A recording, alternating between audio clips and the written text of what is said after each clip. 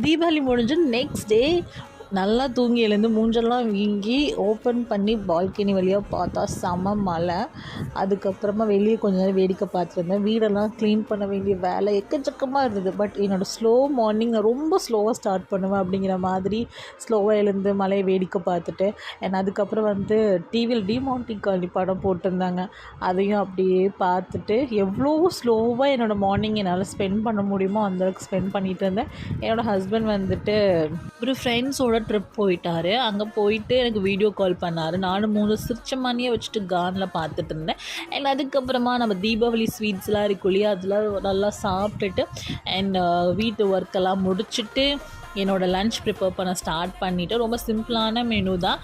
நேற்றுலாம் ஹெவியாக சாப்பிட்டாலும் இன்றைக்கி கொஞ்சம் சிம்பிளாக சாப்பிட்லான்னு சொல்லிட்டு சாப்பிட்டுட்டு ஹவுஸ்மேட் படத்தையும் டிவியில் போட்டு விட்டுட்டு பார்த்துட்டு அப்படியே மழையை ரசிச்சுட்டு என்னோடய இந்த டேவை நான் முடிச்சிட்டேன்.